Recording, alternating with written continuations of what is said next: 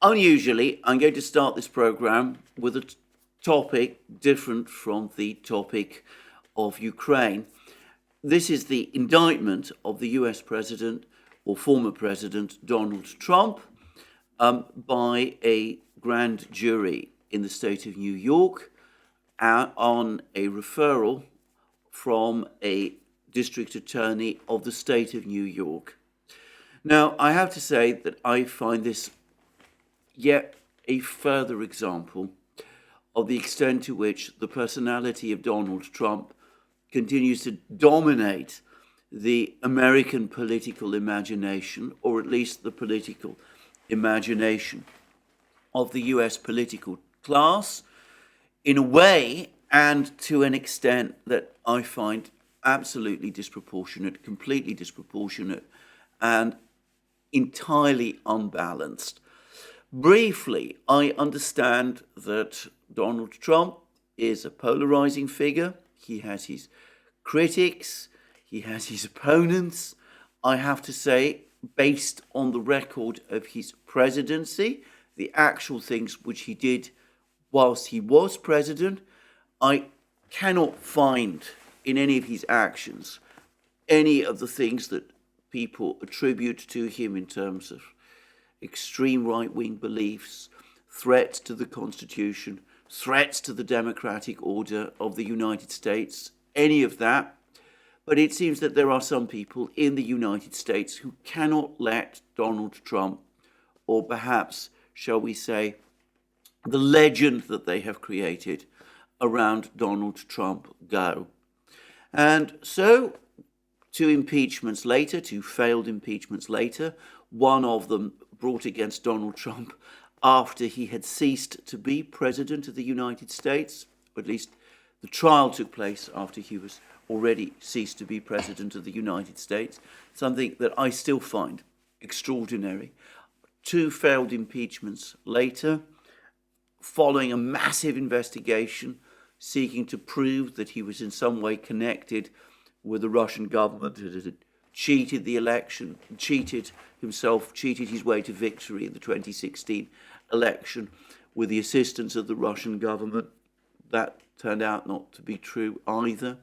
After multiple allegations of obstruction of justice, corruption, insurrection, you name it, a district attorney of the state of New York, who, to my mind, clearly is someone with political ambitions, has now come up with this extraordinary indictment accusing the former president of the United States of making hush money payments to, well, specifically Stormy Daniels, former playmate, and I believe one other woman.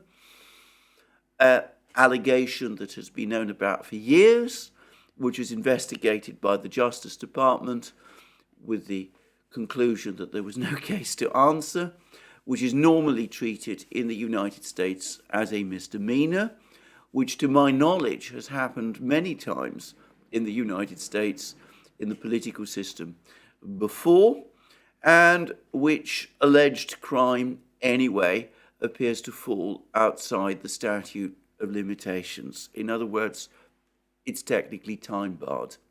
I do not understand who benefits from this. I have already seen a rallying of support around Donald Trump on the part of Republicans. Perhaps that's the intention. Perhaps that's the plan, to try to make Donald Trump once again the Republican candidate for the presidency, in the expectation that any Democrat, even President Biden, would win against him. If so, I would say that was an extremely bad plan. It's, by the way, a plan which I have heard some Democrats already had back in 2015, 2016. Apparently there were some Democrats who actively encouraged Donald Trump to stand for the Republican nomination for the 2016 election, in the expectation that he would lose, except, of course, it turned out otherwise, and for all I know, the same thing will happen all over again. Well, putting all that aside, I think this is a totally misconceived prosecution. I don't think there's any fundamental legal basis, at least none that I can understand. I think it will divide America politically even further.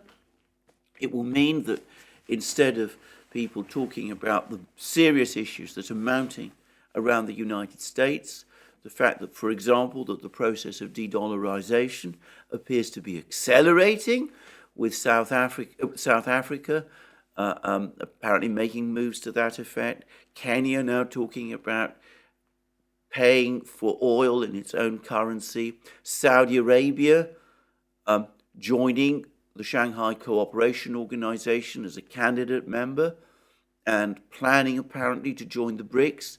While all that's going on, the United States is going to be talking about whether Donald Trump paid hush money to Stormy Daniels, whether he did that on the advice of his lawyer or not, what role the lawyer had, and whether all of this violates the law.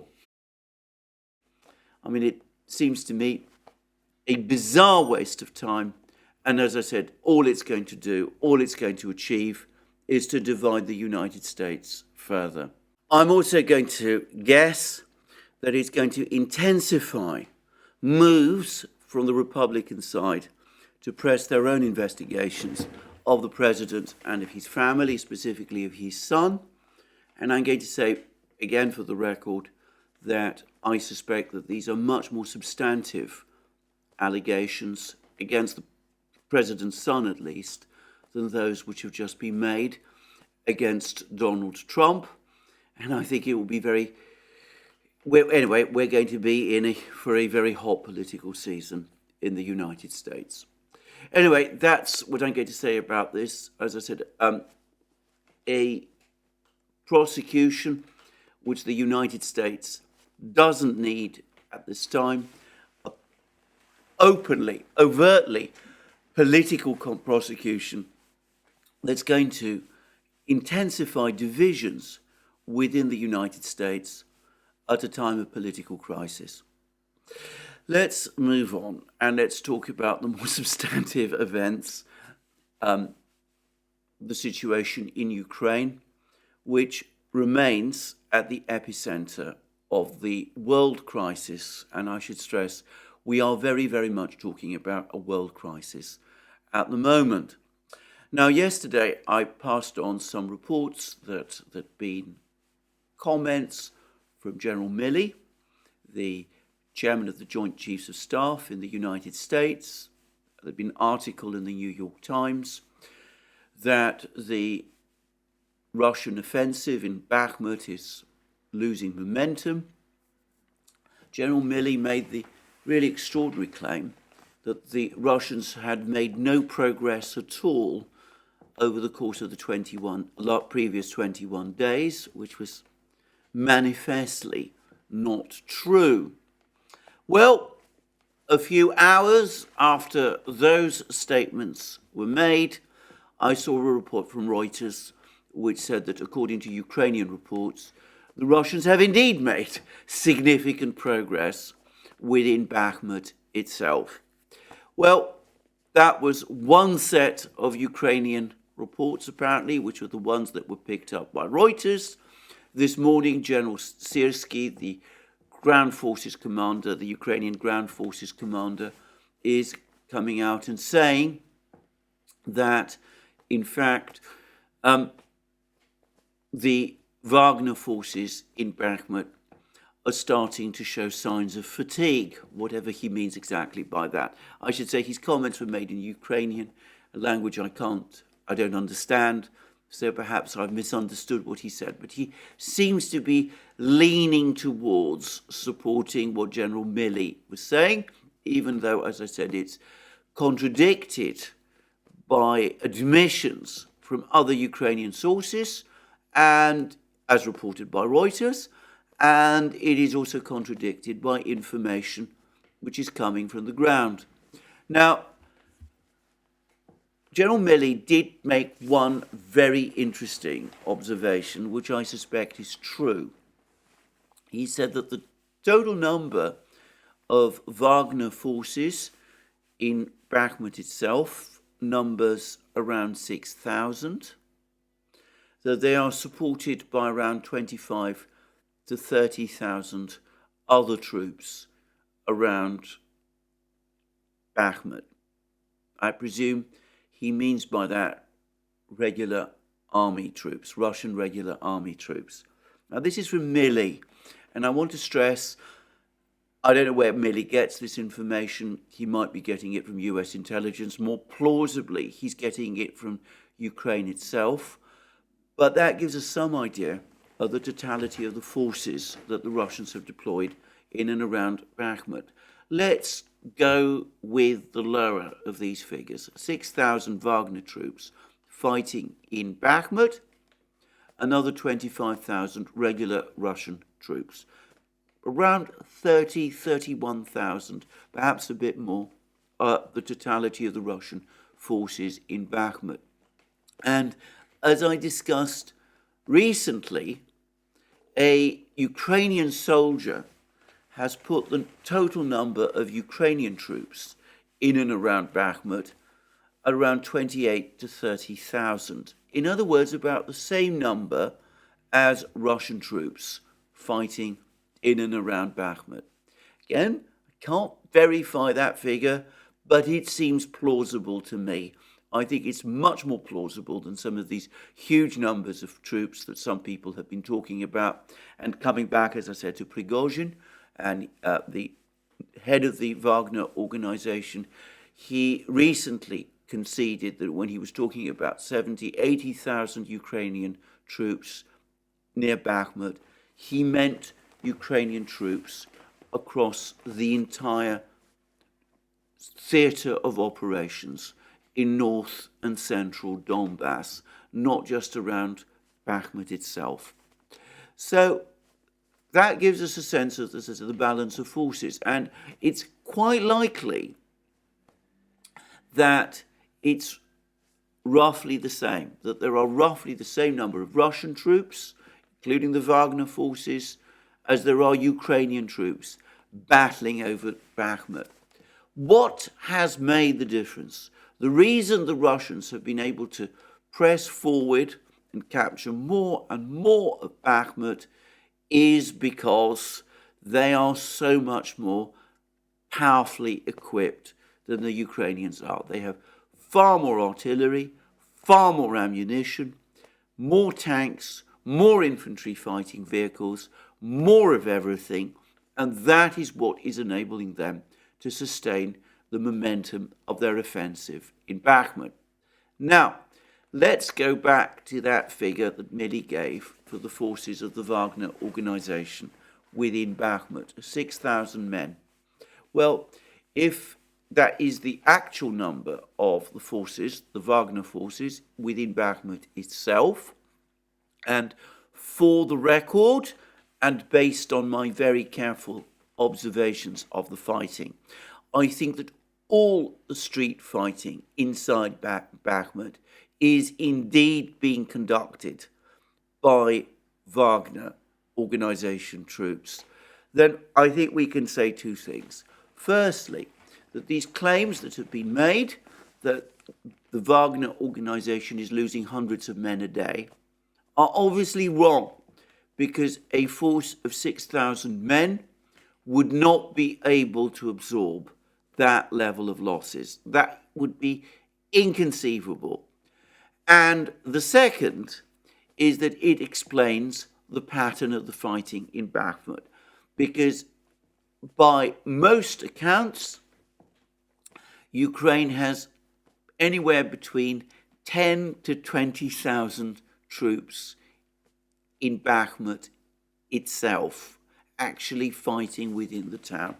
In other words, the Ukrainian troops defending Bakhmut, fighting inside Bakhmut, engaging in the street fighting in Bakhmut, outnumber the Wagner forces. That's obviously a conflation of what General Milley is telling us and what the situation on the ground suggests, and what Russian reports about the number of Ukrainian troops in Bakhmut is telling us as well. Again, the reason why the Wagner forces are making progress in Bakhmut and have been continuing to make progress in Bakhmut, as I was reporting yesterday, is because, yes, they do seem to be a lot better trained and a lot better led than the Ukrainian troops who are defending Bakhmut, many of whom are hurriedly trained reservists, but also because the Wagner forces have this enormous preponderance in machines, in artillery, in ammunition, in all of those things, which is what enables them to sustain the offensive. By the way, I don't know whether Milley is aware of the fact, but by putting the totality of Russian forces in Bakhmut and in its environs at between 31 and 36,000, he has in effect exploded the mythology about the Russians using human wave tactics to capture that town. It would not be possible to use those kind of tactics in Bakhmut with a force that numbers around 30 to 35,000 men. I mean, that is a preposterous story. It is not based on reality. And as I said, Milley has just provided us with some information which effectively confirms that. Well, we now actually have some comments from Prigozhin about the state of the battle in Bakhmut. And he made this comment early this morning. He said, no, the Ukrainian army is not fleeing anywhere.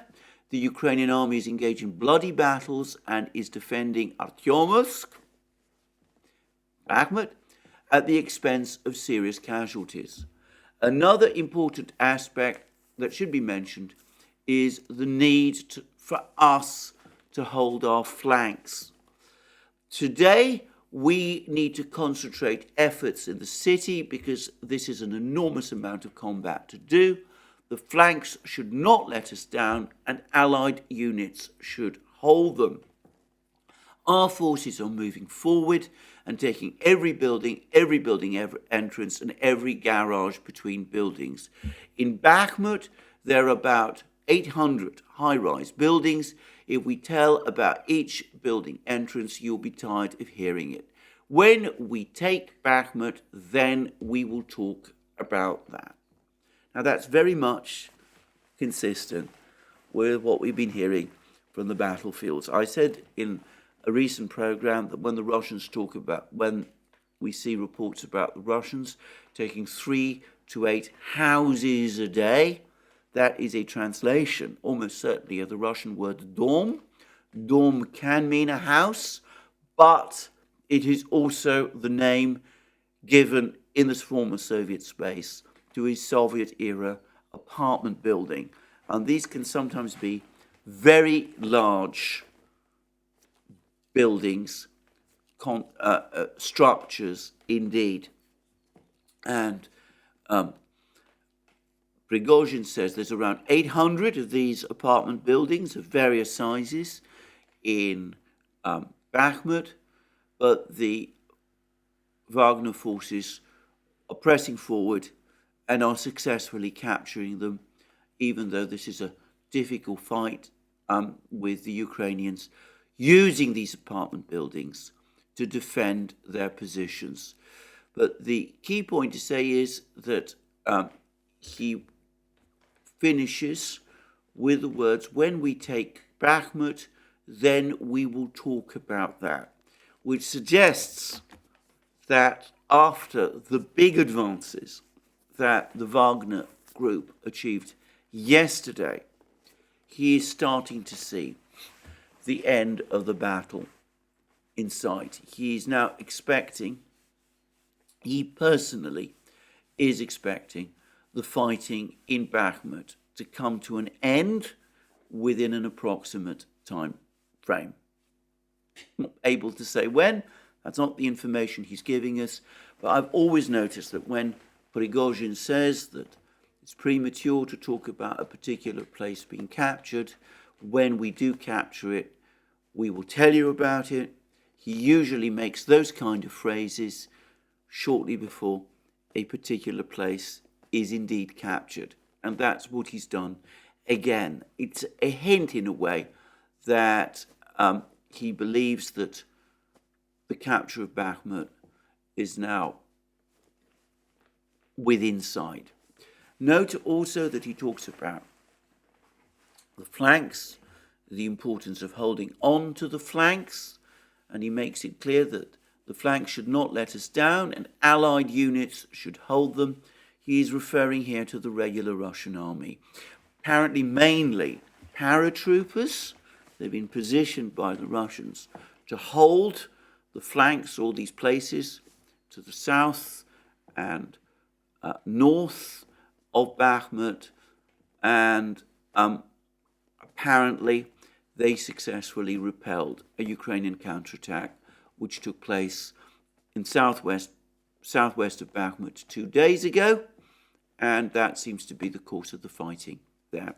So these are the Russian accounts. I mean, you can go along with what the New York Times and General Syrskyi are saying, but it doesn't seem to me as if the information from the ground corroborates what the New York Times, General Milley and General Syrskyi are saying. The information from the ground suggests, on the contrary, continued Russian advances. We had a report from Reuters yesterday, which appeared to admit as much, and we've had these comments from Prigozhin that also suggest that the overall military situation in Bakhmut is such that he's becoming increasingly confident that the town will be captured before very long. Anyway, that's Bakhmut. What's going on in other places? Well, I gather the weather has again changed, and where there'd been a rise in temperatures and the ground was drying, apparently there's been more rain, the weather's deteriorated, the mud has returned, and things have slowed down everywhere else. It's made it more difficult for the Russians to conduct advances, and of course it's made it more difficult for the Russians to launch offensives, for the Ukrainians rather, to launch offensives, all these great offensives that we've been hearing so much about. And interestingly enough, General Syrskyi has also said that he appears to say that he needs more equipment, more tanks, more infantry fighting vehicles, more ammunition to conduct an offensive, that he doesn't yet have apparently enough for an offensive for the moment. And we've also had comments apparently given by Ukrainian Foreign Minister Kuleba, who appeared to come very close to conceding that the offensive, when it comes, the Ukrainian offensive, may not achieve all, or even most, or even some of its objectives. But he apparently went out of the way to insist that this would not be the end of the war. It would not be a Ukrainian defeat. Ukraine would be able to continue fighting, but it would in that case continue to need more Western support, more arms, equipment, ammunition, tanks, airplanes, all of those things. Now, what has now happened, what has subsequently happened, is that alongside these comments from Syrskyi and Kuleba, we've also had a fairly extensive speech from President Lukashenko of Belarus. Now, Lukashenko has once again highlighted dangers to Belarus from offensive action by NATO, by Poland in particular, and he's linked that now to the deployment of Russian nuclear weapons on Belarus's territory. Now, I have to say that I previously said that the Russians were simply talking about creating infrastructure in Belarus. It's now very clear to me that these Russian nuclear weapons are going to be deployed on the territory of Belarus within the next couple of days. And Lukashenko said over the course of this speech that the infrastructure to receive these nuclear weapons is already in existence. Now, that in turn, I would have thought would mean that any NATO attack on Belarus is now out of the question. I mean, I cannot imagine that any NATO commander would be willing to send troops to attack Belarus when Belarus is hosting Russian nuclear weapons. And I do wonder, by the way, and I might be wrong, probably wrong about this, but whether the extreme reaction to this Russian move of deploying nuclear weapons in Belarus might not have been because perhaps some kind of a plan to attack Belarus actually existed, and the fact of the Russian deployment of nuclear weapons in Belarus, having thwarted that plan, has made some people in the West extremely angry. There we go. I mean, that's just a guess. Lukashenko had an awful lot more to say, however, than just that. He proposed a ceasefire. He said the ceasefire should be along the existing lines. That's a ceasefire in Ukraine. He said that he told Zelensky in an earlier meeting that in Ukraine's interest, it needed to agree peace with Russia, and that it was incredibly dangerous for Ukraine not to do so. He said, Lukashenko said, that there is no possibility of defeating Russia. There is no possibility of engineering a military defeat on a nuclear power. And most importantly, and interestingly of all, he said that Russian arms production is now cranking up rapidly to extremely high levels. And Lukashenko said that the situation has now come about where Russia is producing so many shells, I can always come back to the topic of shells, that whereas it used to import shells from Belarus, it is no longer doing so because it no longer has to. Now, that is a very interesting piece of information. And again, it does beg many, many questions about the state of Russian shell production. And I'm going to say something else. There's been this arrest of this journalist from the Wall Street Journal. Now, the Russians say he was spying. The United States vehemently disputes that. The United States accuses the Russians of taking this journalist as a hostage. The media in the West are up in arms about this. I'm going to say straight away that I don't know what the exact facts of this story are. But this time I am going to engage in certain speculations because I noticed that the arrest of this particular journalist took place in Yekaterinburg, in fact, the biggest city in the Urals, as well as being the capital of Russia's Urals Federal District, is also the capital of Sverdlov region. And Sverdlov region, which is a region within the Urals Federal District, Sverdlov region is the region where many of Russia's most important military-industrial complexes and factories are situated. In particular, the town of Nizhny Tagil, where the giant Uralvagon Zavod tank factory is located, or actually railroad works more properly, but it's also a tank factory is located. Well, that is in Sverdlov region. So this journalist has apparently been accused of trying to obtain classified information about the conditions of a particular factory complex within the Russian military-industrial complex. His presence in Yekaterinburg may suggest that he was trying to obtain information about the state of Russian tank production, specifically how many tanks the Uralvagon Zavod factory is producing. Now, this is a highly classified piece of information as far as the Russian authorities are concerned, and obviously a US journalist going to Yekaterinburg, asking questions, asking, if you like, from a Russian point of view, the wrong questions, trying to find this information.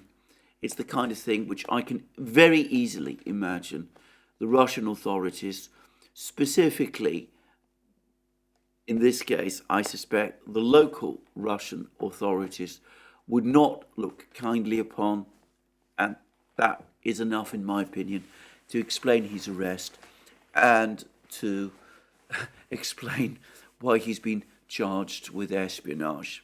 In other words, it's a journalist, he's almost certainly a genuine, bona fide journalist, not a spy, investigating an important news story, but breaking Russian laws, doing so, and moreover doing so in a way that the Russians would undoubtedly sincerely see as espionage.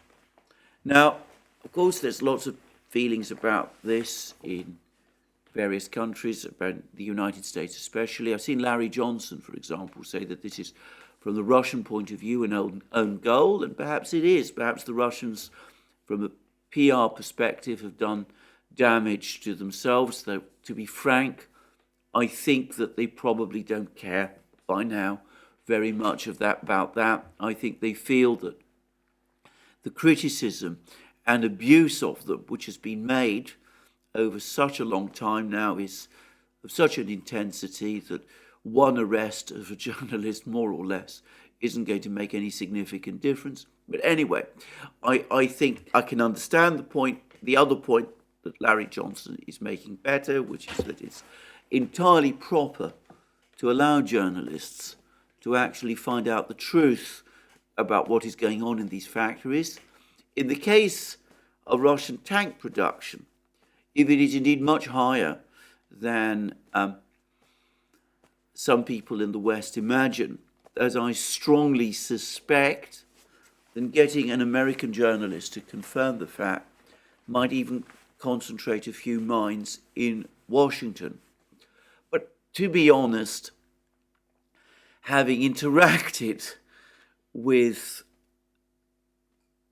law enforcement bureaucracies in many countries, for all kinds of reasons, I can't imagine the Russian law enforcement authorities seeing it in that way, or even understanding the argument. So that's my guess as to why this particular journalist has found himself in the position that he is. He was taking big risks, investigating an important story. It's not worked out for him. I believe that provided everybody keeps calm and keeps a level head, which, to be frank, in these very fraught and overexcited conditions, might be asking and expecting a lot, but assuming that, as I said, people do keep a calm and level head, I expect that eventually he will find himself back in the United States. That's my own guess. I doubt that he will see the inside of a Russian prison for very long. And on the question of taking hostages, well, I have to say straight away that this sort of thing has happened many times in the past.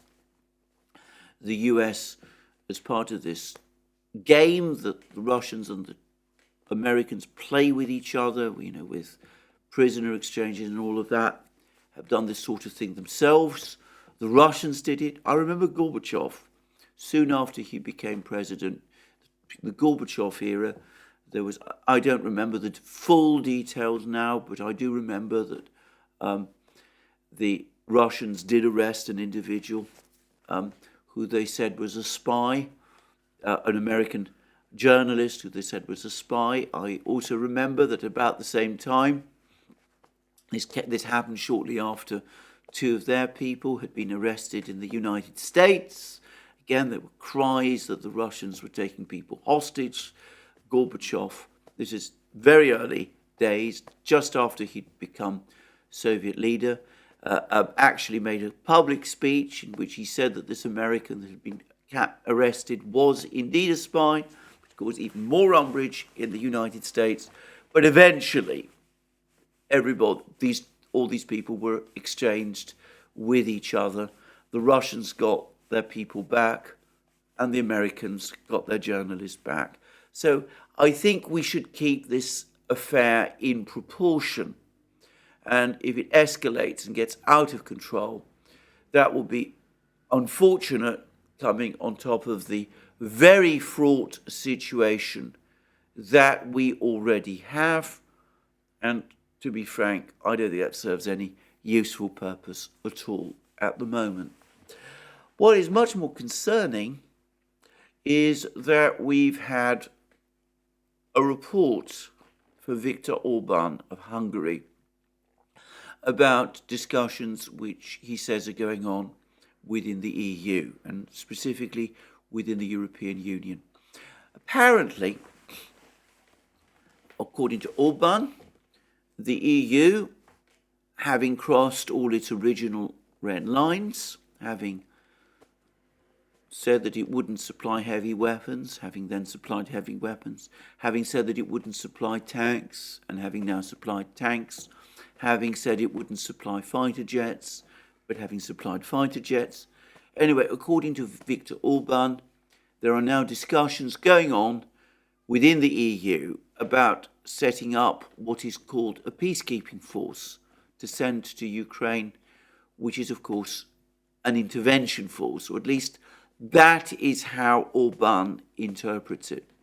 I have to say, if that is true, it is a very ominous development indeed. And I'm going to say something. I think if that does indeed happen, it will be an intervention too far. I think it is the event that is finally going to precipitate an EU split. I think that the EU militaries, the militaries of the various member states, will not be happy, and I think they will protest about this, and I think the public of some of these states will not be happy either. And since it is overwhelmingly likely that most of these peacekeeping troops will come from Poland and perhaps the Baltic states, I think that public opinion in, say, Germany will not look well on what they would probably construe as a Polish adventure in Western Ukraine, taking on Russia and conceivably involving Germany as well. Anyway, it's something to be aware of. It's something to be concerned about, but we'll have to see how it evolves. Meanwhile, the EU continues to be very spooked about the stance taken by the Chinese government. And there have been reports that the Spanish Prime Minister, Mr. Sanchez, in Beijing, is going to tell Xi Jinping that it's important for China to speak to Zelensky, for Xi Jinping himself to have this virtual meeting with Zelensky to try to balance this discussion that Xi Jinping had with Putin in Moscow, with a call to Zelensky, something China seems in no hurry to do. And we've had comments from Ursula von der Leyen talking about the EU's policy towards China, that they want guardrails as opposed to decoupling from China. And this came all with warnings about China not getting too close to Russia. I have to say, I thought that Ursula von der Leyen's words are going to provoke a very negative reaction in Beijing. Guardrails is a concept invented by the Biden administration. When they started interacting with the Chinese, shortly after the new administration was formed in 2021, they came up with the concept of guardrails. The idea was that China and the United States would be adversaries, but there would be guardrails, there would be steps that would not be taken because they would risk a dangerous escalation in relations which would be contrary to the interests of both countries. And initially, as I remember, the Chinese were fairly favourable to this idea, except that what happened as the weeks and months of the Biden administration continued, what became clear was that in the US conception, the guardrails are there to restrict what China does. They do not restrict the United States. So the US can, for example, continue to send its ships into the South China Sea or operate around the Taiwan Straits. The US can continue to send arms to Taiwan. The US can continue to maintain or indeed actually upgrade its relations with Taiwan up to the point which almost amounts to recognition.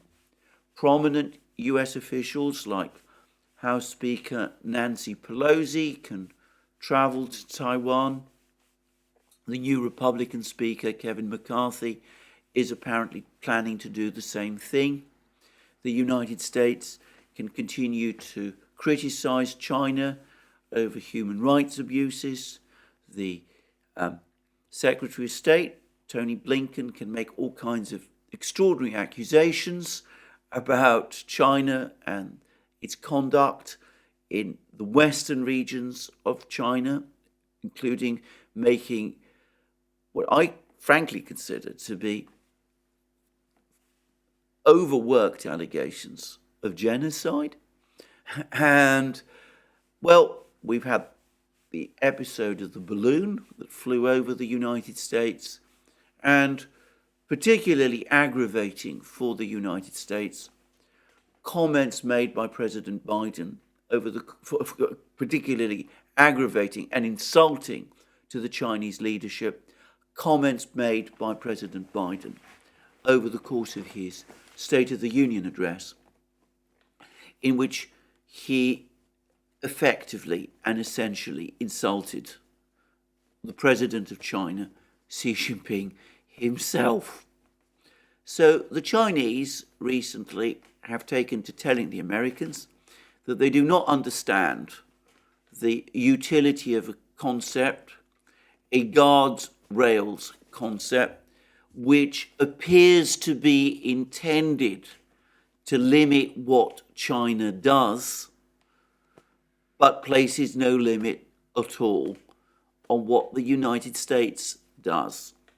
And that has contaminated and perhaps discredited, from a Chinese point of view, the whole concept of guardrails.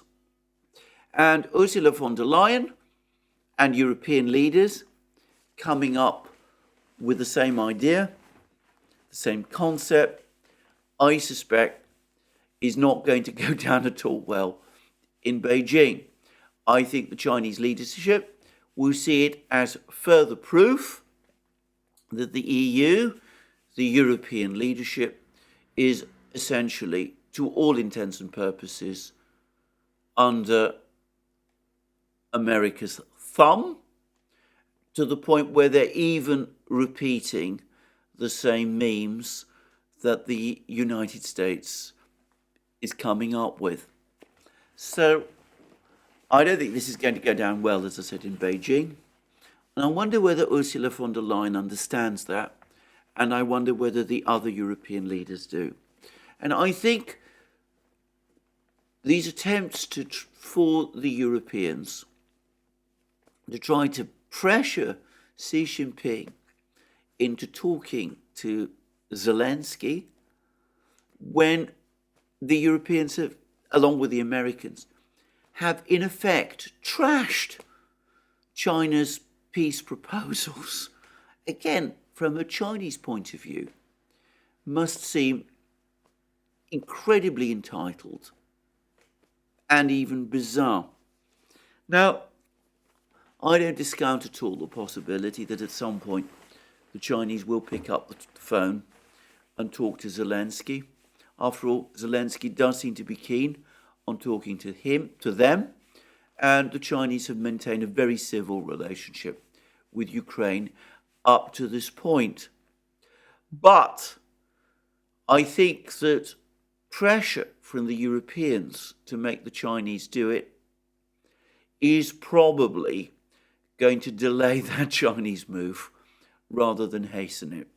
I don't think the Chinese will want to appear to be submitting to Western pressure in connection with any dialogue that they conduct with Ukraine.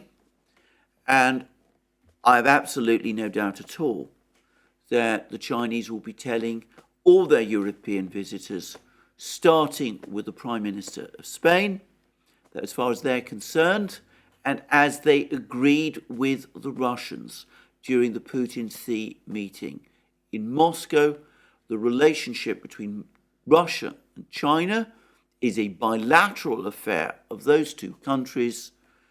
The Chinese are not prepared to talk or discuss it with anyone else. And they're certainly not prepared to agree to any interference by any third parties in that relationship. Now, again, all I would say is, going back a year and a half ago, when the question of Ukraine's NATO membership came up, NATO powers said that the Russians had no right to talk about that. That was none of their business. Well, that was the EU's position then, the European government's position then. That was the US position then. It does seem to be rather rich in light of that stance, that they feel that they can lecture China about its relationship with the Russians. Anyway, moving on, there's been one other development that I do want to very, very briefly touch upon. And this is relating to the military situation, the military balance between the superpowers. Now, it's become absolutely clear over the last few years, and specifically over the last few months, that the game-changer weapon system at the present time, or at least the weapon system that is changing the strategic envelope, is hypersonic missiles. Now, at the present time, the Russians are fielding 3.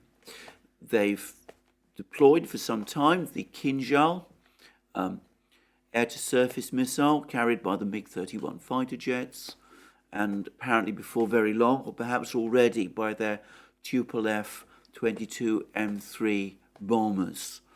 And this has now been used several times in the fighting in Ukraine with deadly effect. I mean, it was launched against a Ukrainian base in western Ukraine, and apparently hundreds of people were killed when that happened. That was in March last year, and it was used again a few weeks ago as part of the last big Russian cruise missile strike, and again the effect was apparently devastating.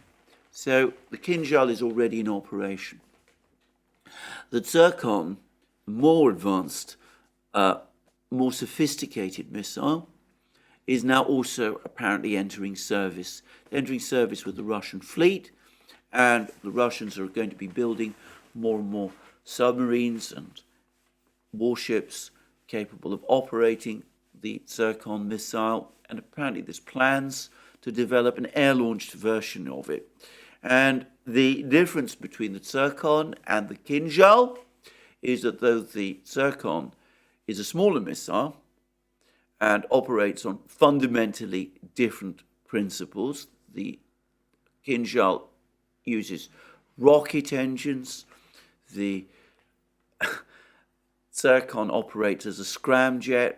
In other words, it's air-breathing. It's a different type of missile altogether. The point is that the Zircon has a very, very much longer range, and I believe that it can operate at much higher speeds than the Kinjal can do. And the third missile, the third hypersonic missile, is perhaps the most sophisticated and the most devastating and the least understood of the three, and that is the Avant-Garde glide vehicle, which has now been installed on several Russian intercontinental ballistic missiles, and this is now apparently also in operational service and is becoming a part of the Russian strategic triad. And I'm not going to discuss the technology of hypersonic glide vehicles, which I don't especially well understand. Suffice to say that, again, they're, to all intents and purposes, apparently impossible to intercept, at least with existing technologies. So the Russians have these hypersonic systems, and just before the conflict in Ukraine began, the Chinese also tested a very advanced hypersonic glide vehicle of their own, apparently more advanced than the Avant-Garde, though we know remarkably little about it.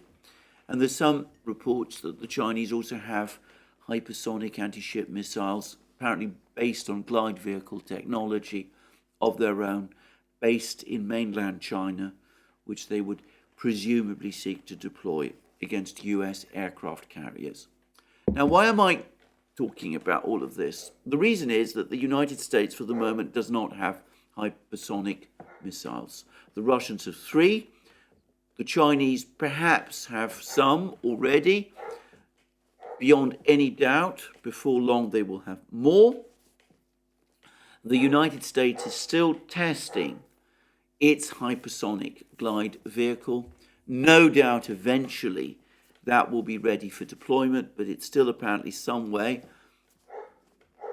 from being perfected.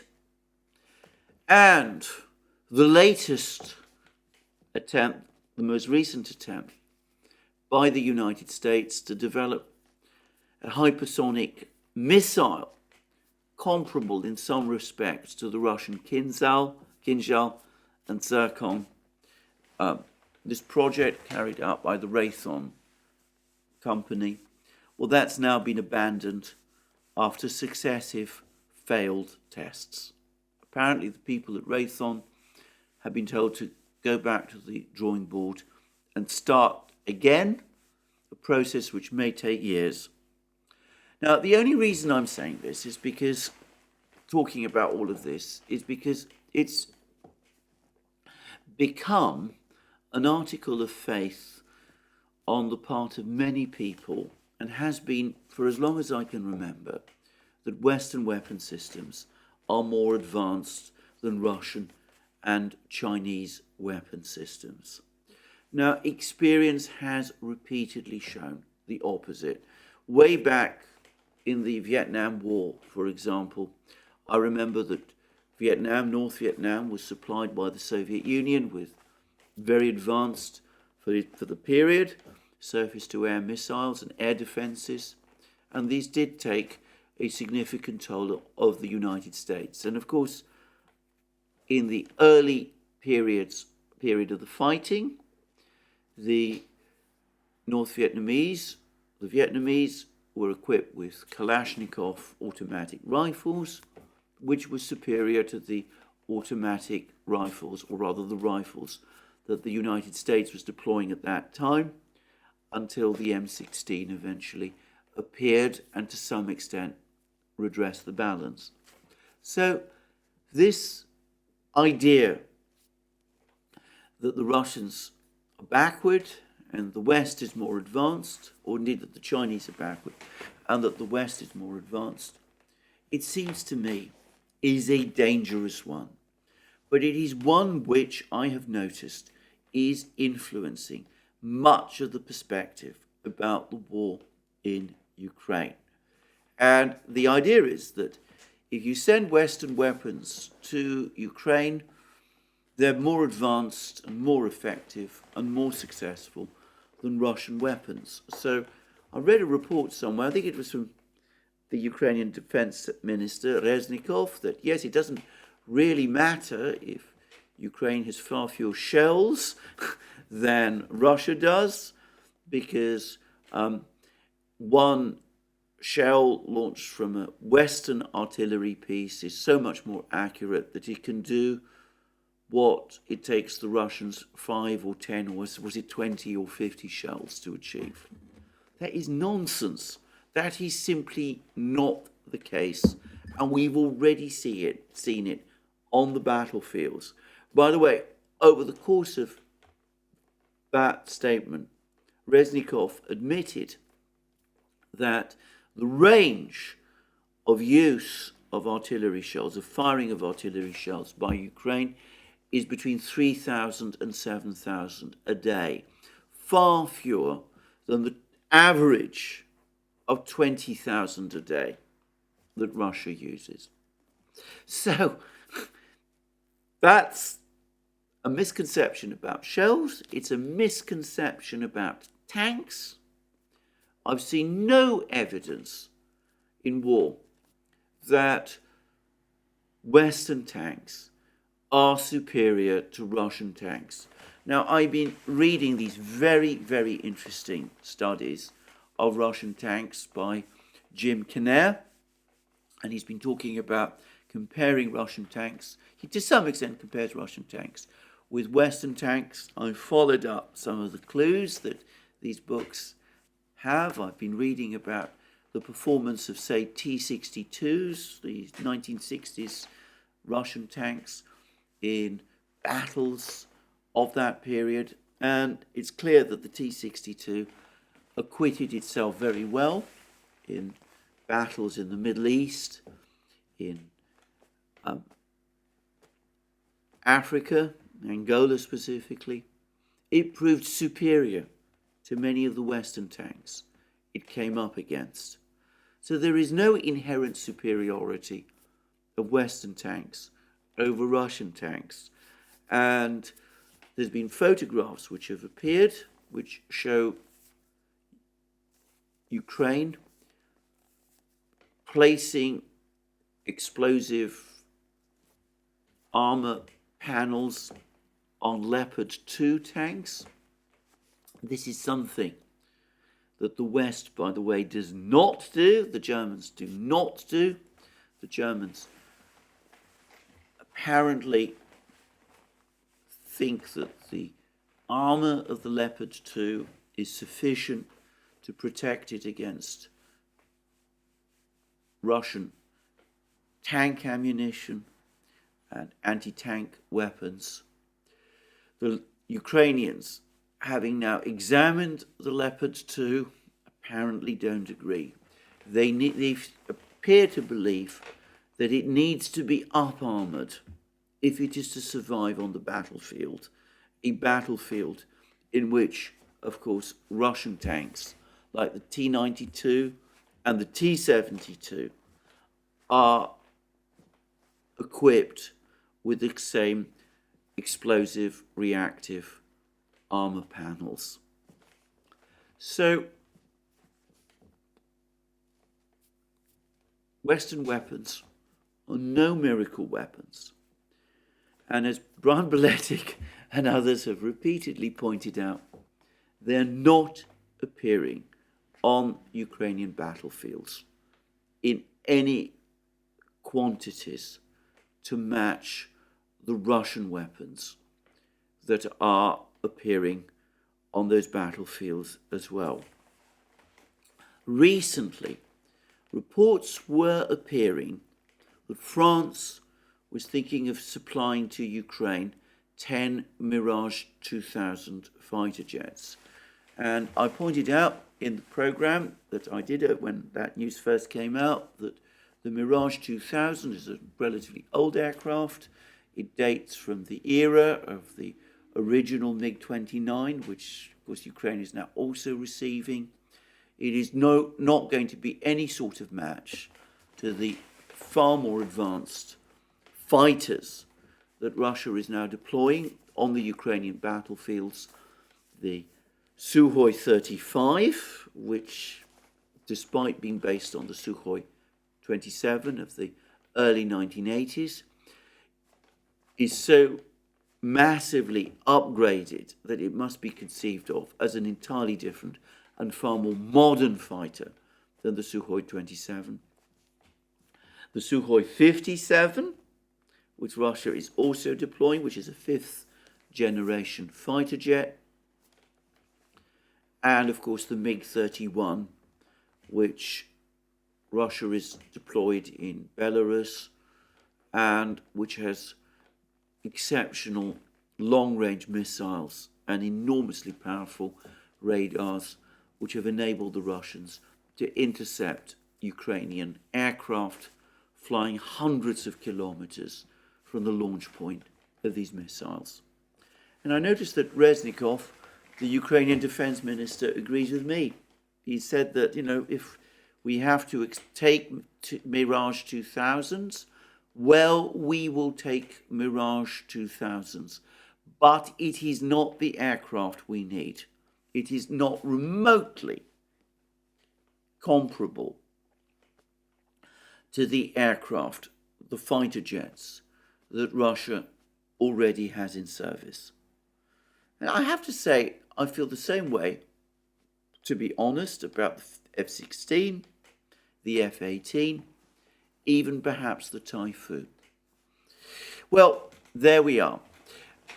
I just wanted to make that point because, as I said, the failure of the Raytheon missile test has yet again, it seems to me, illustrated the point that the assumption of Western technological superiority over Russian military hardware is not supported by the historical record, and it doesn't seem to me to apply to the Ukrainian battlefields. Well, that's me for today. There'll be more from me soon. I understand, I was just getting reports as this video was being made, that apparently the weather over the Ukrainian battlefields is getting worse and worse. It's apparently now very, very heavy snowfalls, that this has made it almost impossible for infantry to move, especially including in Bakhmut itself, by the way, and that this is obviously slowing down operations by both sides. Though in the street fighting that's going on in Bakhmut itself, one must assume that the effect is less, though even there you have mountains of snow, as you can have in these places. I've seen them, by the way, I've seen it in Moscow. Well, obviously that would make the movement of infantry and even armoured vehicles, I would guess, much more difficult. So there we are. That's the situation on the battlefields And in the meantime, all of these other things going on, and as there is more progress, I will discuss it in future programs. So that's me for today. Have a very good day. More from me soon. Just to remind you, you can find all our videos on our various platforms: Locals, Rumble, BitChute, ODYSEE, Rockfin and Telegram. Don't forget that you can support our work via Patreon and Subscribestar. Links under this video. You can also check out our shop, where you'll find all the great things that we make: our magic mugs, our hats, our hoodies, our t-shirts, our sweatshirts, all those great things. And last but not least, please don't forget, if you've liked this video, to check your subscription to this channel and to tick the like button. Thank you very much, and more from me soon.